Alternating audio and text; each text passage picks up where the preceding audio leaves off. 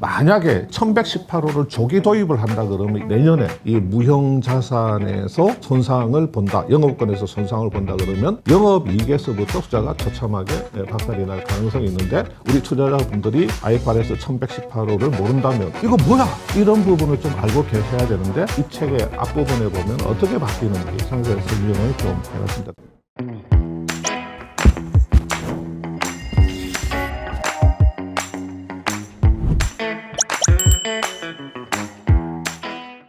안녕하세요, 이효석입니다. 오늘은 김수원 대표님 오랜만에 나와주셨습니다. 안녕하세요. 네, 안녕하세요. 대표님 왜 이렇게 안 보이시나 했더니 혼자 어디 방에 들어가셔가지고 뭘 작업을 좀 하셨나 보죠. 그래서 이거 보니까 이제 네. 책 이름이 회계가 뭐니? 회계가 뭐니? 네, 예. 이것도 또 이제 말장난 하신 거죠, 대표님이. 회계가 뭐니가 뭡니까? 아니 이거는 출판사에서 출판사에 한 겁니까? 제목을 정해서 저는 사실은 그런가요? 책 제목이 이렇게 별로 마음에 안 드는데. 이거 대표님의 그 유머 스타일인데 이거 딱 회계가 뭐니? 어쨌든 그 회계가 뭔지 알려주겠다 이런 책인 것 같은데 예. 그 대표님이 회계책을 여러 권 쓰셨잖아요. 네, 근데 네, 이 네. 책은 좀 다른 점이 있나요? 경제를 분석할 때도 물가 또 실업률, 고용, 소득을 중심으로 해서 좀 거시적 관점에서 분석하는 방법도 있고, 기업의 생산 결정이나 소비자의 수요 같은 주체들의 행동을 중심으로 좀 이제 미시적으로 분석하는 방법이 있잖아요. 네네네. 이 책이 좀 재무제표를 거시적으로 이렇게 분석하고 평가하는 내용도 좀 있고, 조금 더 디테일하게 이제 매출이나 또 영업비용이나 자산 부채의 개별 계정들을 좀 분석을 해서 기업을 평가하는 방법, 이런 것들을 좀 이렇게 녹여놨습니다. 이게 한마디로 표현하면 네. 예컨대 이제 우리 투자자분들이 정보사 리포트를 봐. 리포트 내용이 어려워. 잘 모르는 분들이 또 많거든요. 네네. 그다음에 기업들의 그 IR 자료, 주로 이제 회계적인 숫자들이 많이 나오잖아요. 기업의 사업 보고서나 영업 보고서 이런 걸 봐도 좀 잘 이해가 안 된다 하는 분들을 위해서 그런 것들을 좀 잘 이해할 수 있는 그 내용, 그런 것 중심으로 한번 만들어봤습니다. 그래서 이제 제가 그 대표님이 저한테 책을 선물해 주시면서 여기다 이렇게 쓰셨습니다. 이효석에게 100만 가자. 할 말은 이것뿐이다. 100만 가자고. 여기는 가자. 네, 100만 가자. 제가 올 때마다 구독자가 그렇게 많이 늘어요. 이상하게. 그러니까요. 이상한 게 아니고 정상적인 거겠지만. 그럼요. 네, 열심히 하고 있습니다. 네. 올 때마다 몇만씩 늘어 있어.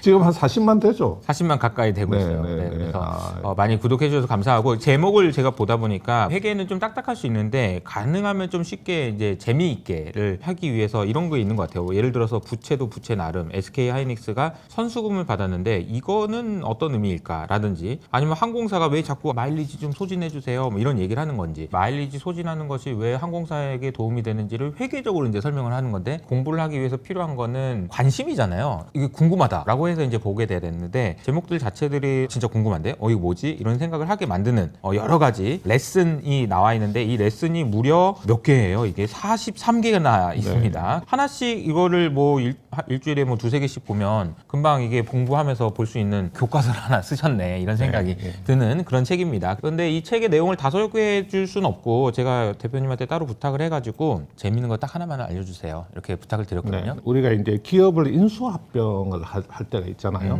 그 기업의 인수합병이 요 손익계산서에 어떤 영향을 미치는가. 이 책에 이제 레슨 15하고 16에 나타나 있는 내용입니다. 기업의 인수합병은 저희가 지난번에 두산 합병 관련해서 설명할 때 자세하게 설명을 해주셨고, 결혼에 비유할 수 있다 이런 식으로 얘기하기도 했었죠. 그래서 이제 한번 설명해 볼까요? 우선 합병한다, 인수한다 그러면 이거 오늘 조금 어려운 내용을 다루는 게 아니라 생각할 수 있는데, 한번 찬찬히 들어보시면 전혀 어려운 내용이 아닙니다.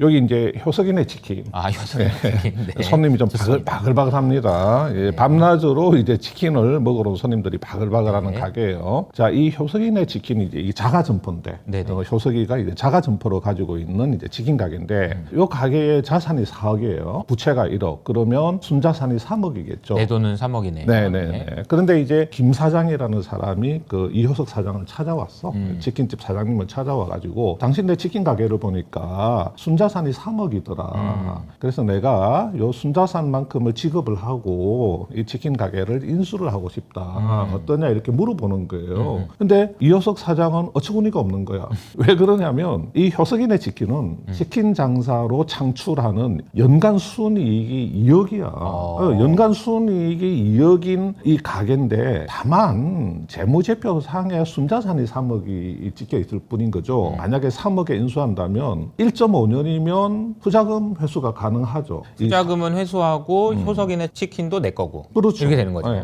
그러니까 이게 순자산만큼 제시를 하고 효석의 치킨을 인수한다는 거 이거 말도 안 되는 제안이거든. 그렇죠. 그래서 이제 이 김 사장이라는 사람이 그 이효석 사장이 좀 이게 귀가 이게 합의를 팔랑귀잖아요. 네. 좀 이렇게 사람이 좀 쉽게 넘어와.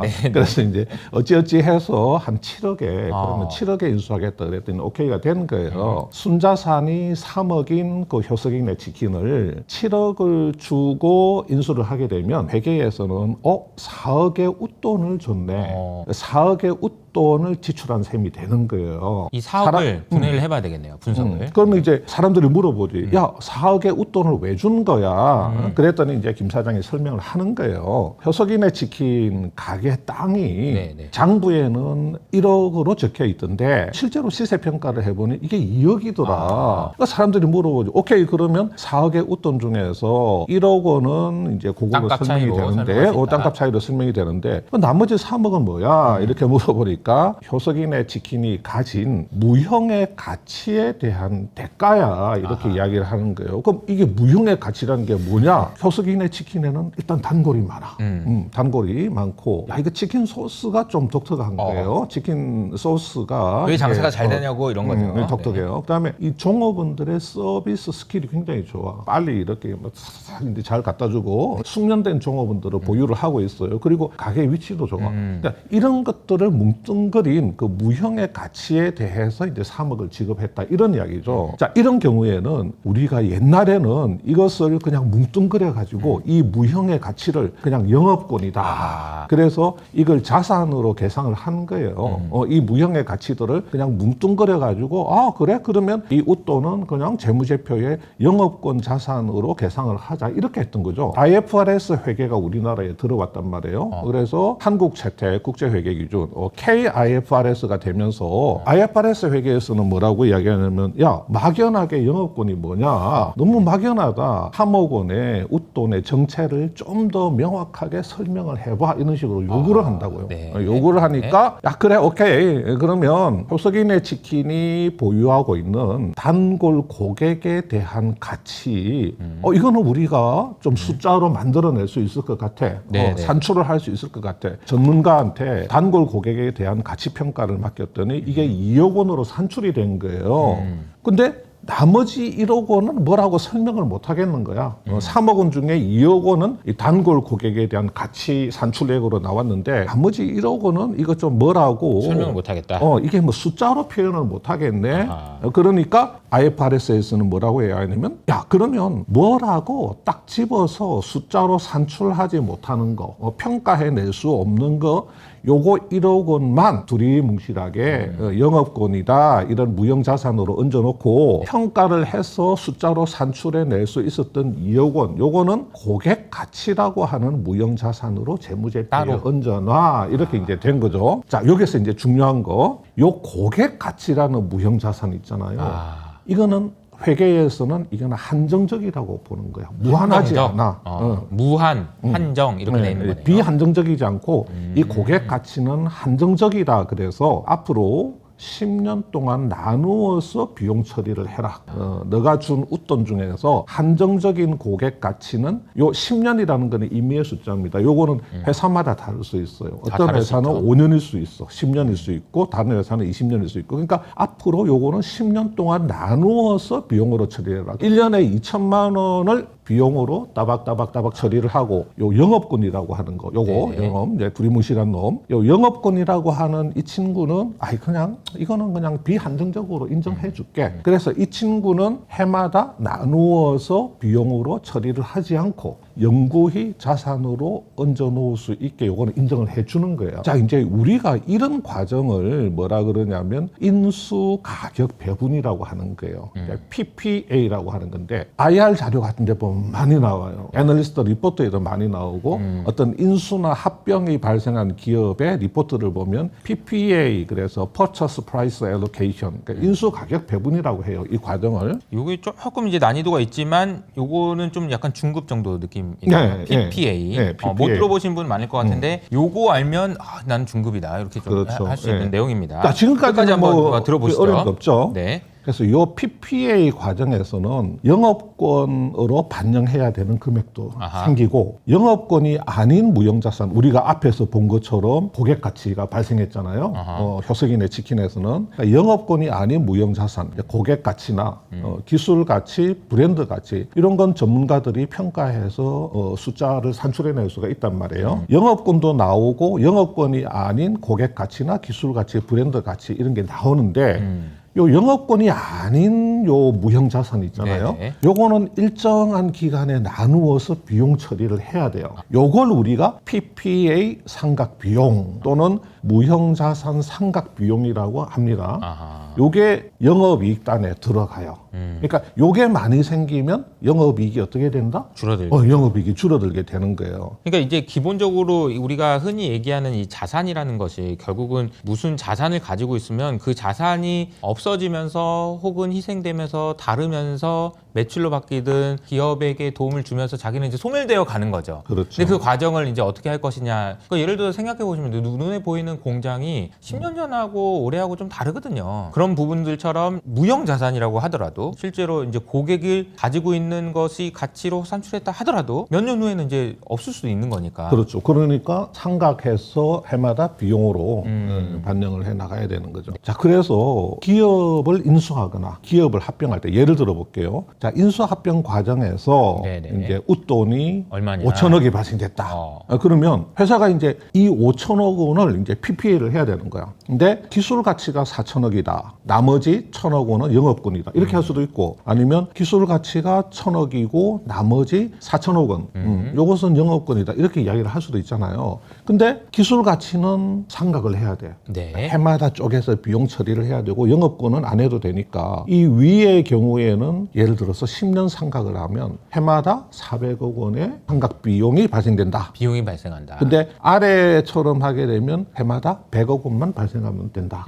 그러니까 기업체 입장에서는 인수합병을 했을 경우에 아래처럼 하고 싶겠죠. 특정한 걸로 얘기하지 않고 그냥 퉁쳐서 영업권 뭐 이렇게. 그러니까 영업권을 많이 잡고 나는 많이 이 뭐 잡으면. 기술 가치나 뭐 고객 가치를 작게 잡으면 요거는 해마다 비용으로 반영을 해야 되니까 위에 거는 해마다 400억을 비용 반영해야 되지만 밑에 거는 해마다 100억만 반영을 하면 되니까 아래 것처럼 회계 처리를 하고 싶은 유인이 있단 말이에요. 네. 그런데 아래 것도 사실은 알고 보면 그렇게 좋지는 않아. 왜냐하면 영업권이라는 놈은 해마다 이렇게 잘게 쪼개서 그 상각 비용으로 처리를 하진 않지만 네. 이 영업권의 가치가 손상됐다는 징후가 나타나면 그걸 이 영업권의 가치 평가를 해서 이 영업권 4천억 원을 그냥 한 방에 다 날릴 수도 있어요. 야, 이거 영업권 4천억 이거 아니야. 이거 이만큼 가치가 없어. 그래서 빵! 이 4천억 원의 영업권 손상 비용이 발생된단 말이에요. 한 방에. 한 방에. 그러니까 이 손익계산서가 이 망가지는 경우가 생길 수가 있죠. 그러니까 무조건 아래 이거 두 번째 케이스를 선택을 해가지고 당장 해마다 반영하는 그 비용의 숫자를 줄이는 게 무작정 좋냐? 그렇지는 않은데 요 영업권이라는 놈은 항상 한 방에 날아갈 가능성이 있기 때문에. 근데 아무래도 기업들은 당장 눈앞에 보이는 비용을 줄이고 싶으니까 요 아래쪽을 선택할 그 좀 유인이 좀 큰 편이죠. 자, 그러면 실제 사례. 실제 사례. 실제 사례를 또 들어가야 돼요. 셀트리온 그 2024년 1분기에 셀트리온의 연결 손익을 보면 이게 IR 자료입니다. 그 당시에 IR 자료를 보면 영업이익 24년 1Q의 영업이익이 전분기 대비해서 16%가 빠졌어요. 그런데 전년 동기비 대비해서 91%가 빠졌어요. 전년 동기비에서는 24년 1Q에 전년 동기비로는 91%나 영업이익이 빠진 거예요. 이게 책에 보니까 1,800억으로 돼 있네요. 그러니까 예. 2024년 1분기에는 이게 150억으로 빠졌으니까 그렇죠. 10분의 1토막이 예. 난 겁니다. 근데 이제 그 IR 자료에 보면 이게 IR 자료에 있는 표현을 그대로 이제 캡처를 한 건데 PPA 상각이라는 단어가 나오잖아요. 우리 앞에서 배웠잖아요. 네. PPA 상각 영향으로 영업이익은 일시적으로 감소했다. 도대체 셀트리온에 뭐길래? 무슨 일이 있었느냐? 여기 보면 합병이라는 단어가 있잖아요. 셀트리온이 셀트리온 헬스케어를 합병을 하는 거예요. 이 합병을 하는 과정에서 PPA를 했고 PPA 상각 비용이 발생하는 일이 생겼다 하는 걸 알 수가 있죠. 그래서 24년 1분기에 IR 자료를 좀 더 보면 영업이익이 전년 동기 대비해서 91% 감소를 했다. 합병에 따른 그 무형자산 상각 비용 640억 원이 발생했다. 이게 뭐가 발생했는데 그러면 보니까 판권하고 고객 관계. 요게 상각 비용으로 640억 원이 발생해서 영업이익이 일시적으로 감소했는데 상반기 중으로 판권에 대한 상각은 완료된다. 24년 상반기 중에 이 판권 상각 비용 처리하는 거는 다 떨어낸다. 하반기부터는 상각 영향은 제한적일 것으로 예상된다. 이렇게 돼 있단 말이에요. 그래서 우리가 알 수 있는 건 뭐냐면 셀트리온이 셀트리온 헬스케어를 합병하는 과정에서 이 순자산을 초과하는 그 웃돈이 발생됐는데 우리가 다른 회사를 인수를 할 때는 현금을 지급하니까 글자 그대로 이제 웃돈이 발생되는데 합병을 할 때는 대개의 경우 소멸되는 그러니까 흡수되는 회사의 주주들에게 돈을 주지를 않고 현금을 주지를 않고 합병 신주를 발행해 주잖아요. 요 발행해 준 합병 신주의 가치가 순자산을 이제 초과를 한 거야. 이제 이런 경우가 발생이 됐는데 네. 그러면 이 웃돈의 정체는 뭐냐? 헬스케어가 뭘 가지고 있냐면 바이오시밀러 글로벌 유통판권을 가지고 있잖아요. 그 당시에 헬스케어는 전 세계의 각 나라의 셀트리온이 만든 바이오시밀러를 유통할 수 있는 그 판권이 있었거든. 그 판권에 대한 대가가 이게 웃돈 안에 들어있는 거예요. 그 다음에 글로벌 고객 가치, 셀트리온이 보유하고 있는 글로벌 제약사들 또 뭐 글로벌 그 유통회사들, 제약 유통회사들 이런 네트워크 있잖아요. 그런 글로벌 고객 네트워크, 고객 관계에 대한 대가가 여기에 포함이 돼 있는 거예요.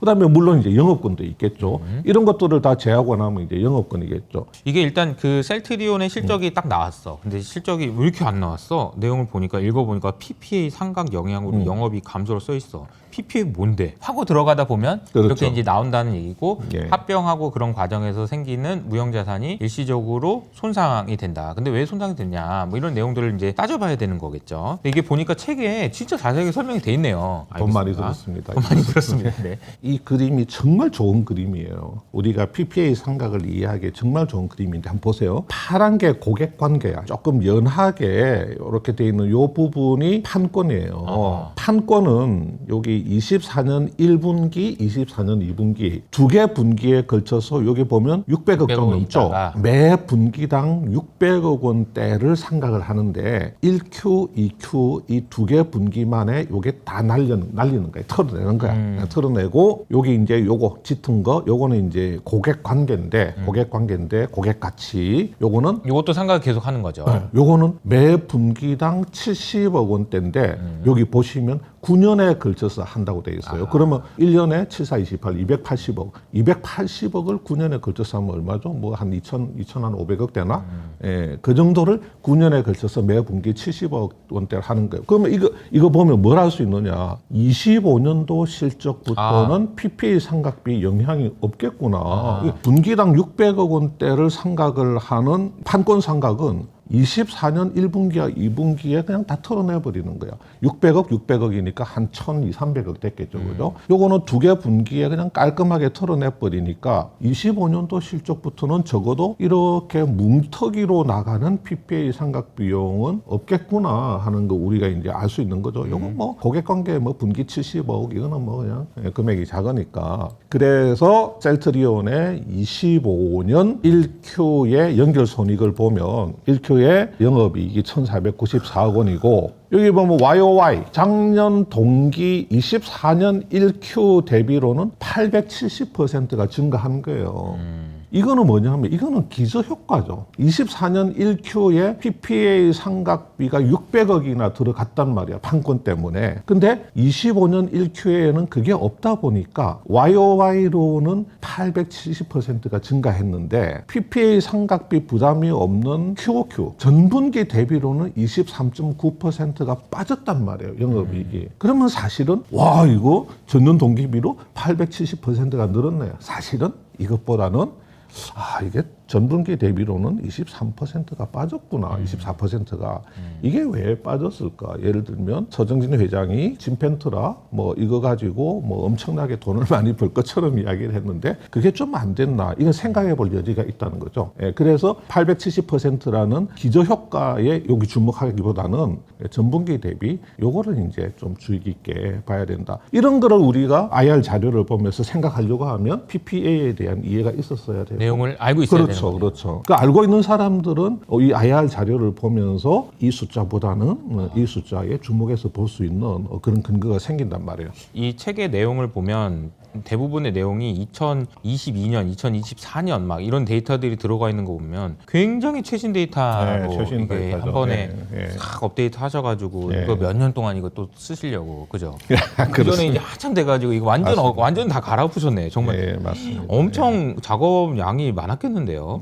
내용도 많이 바뀌었죠. 그러네요. 그럼 셀트리온 좀 더 이어가 볼까요? 셀트리온은 그러면 이제 이건 참고로 헬스케어를 합병하면서 영업권은 얼마나 인식했을까? 24년 연결 재무제표 주석에 보면 나와 있습니다. 셀트리온이 이 헬스케어를 합병하면서 헬스케어 주주들한테 그 발행을 해준 합병 신주의 가치는 14조 6,896억 원인데 요 순자산 안에는 아까 보신 판권 그런 것들이 이제 다 들어가 있는 겁니다. 고객 관계. 그게 이제 3조 2,700억 정도 되니까 이걸 요거를 빼고 나면 남는 거 11.4조. 이 11.4조를 영업권으로 갖고 있는 거예요. 이 영업권은 일단은 계속해서 자산 항목에서 영업권으로 자리를 차지하고 있어요. 그럼 이게 무한정 갈 수 있느냐? 만약에 이 영업권 가치 평가를 해서 손상됐다. 그럼 판단이 내려지게 되면 손상 비용을 반영을 해야 돼요. 크잖아요, 11조. 그렇죠. 뭐 예를 들어서 여기서 뭐 한 2조가 손상이 발생됐다 그러면 2조만큼 손익계산서에 비용으로 반영되니까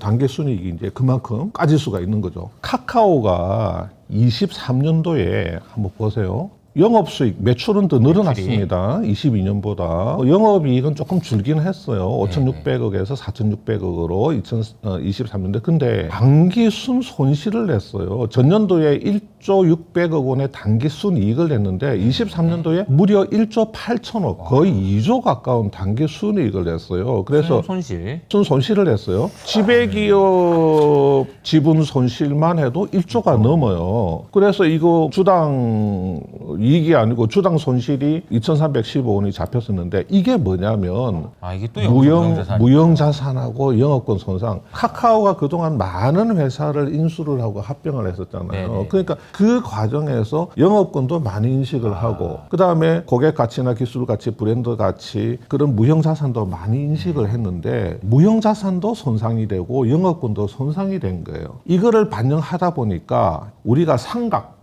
그러니까 해마다 일정하게 까나가는 거는 영업이익단에 반영했잖아요. 평가를 했더니 이거 뭐야 이게 손상됐네? 장부에 적힌 숫자만큼 가치가 안 나오네? 요 손상은 영업이익 아랫단에 영업외로 보내거든요. 그러니까 요런 손상은 영업이익에는 영향을 안 줬는데 영업이익 아랫단에 영업외로 반영되다 보니까 요게 당기순이익을 아주 박살을 내버린 거예요. 더 충격적인 건 뭐냐? 2027년 1분기 결산부터 KIFR에서 1118호가 시행이 돼요. 손익계산서가 완전히 달라집니다. 제가 또 회계기준원의 자문위원이지 않습니까? 요거 이제 계속 회의하고 이거 어떻게 할지 어떻게 하는 것인지 그 활동들을 하고 있는데 요 손상 요게 1118호에서부터는 영업이익단에 들어가. 그러면 무형자산이나 영업권에서 손상이 많이 나는 회사는 영업이익에서부터 박살이 나게 돼 있어요. 영업이익에서부터. 근데 이게 만약 만약에 지금 아직 최종 결정은 못했는데 네. 이 1118호를 조기 도입을 한다 그러면 26년부터 조기 도입을 이 선택적으로 적용하는 기업이 나타나는데 이런 기업들이 만약에 내년에 이 무형 자산에서 손상을 본다, 영업권에서 손상을 본다 그러면 영업이익에서부터 숫자가 처참하게 박살이 날 가능성이 있는데 우리 투자자분들이 IFRS 1118호를 모른다면 이거 뭐야? 본질적인 영업은 아니잖아요. 이거는 약간 경상적으로 발생되는 게 아니거든, 손상이라고 그쵸, 하는 그쵸, 거는. 그쵸. 그런데 IASB, IFRS 위원회에서는 2027년부터 손익계산서를 이렇게 바꾸겠답니다. 바꿔서 영업권이나 무형자산 손상도 영업이익단에 넣겠다. 그렇게 하쇼. 힘없는 한국이 뭐 어떡하겠어. 그렇게 하겠다는데. 그래서 이런 부분을 좀 알고 계셔야 되는데 이런 부분도 이 책의 앞부분에 보면 어떻게 바뀌는지 그렇네요. 상세 설명을 좀 해놨습니다. KIFRS 18은 어떻게 되고 있는 건가요? 의견 수렴 중인 거고. 예, 의견 수렴 중인데 그 대표님도 의견을 내고 계신 건가요? 우리 이제 자문위원들이 모여가지고 회계 기준원하고 계속 이제 회의를 하고 있고 각 업종별, 각 산업별, 업종별 또 개별 기업별로도 계속 의견을 수렴하고 있고 네. 하는데 대충 지금 거의 다 틀은 다 나왔나요? 나왔어요. 왁구는 다 나왔어요.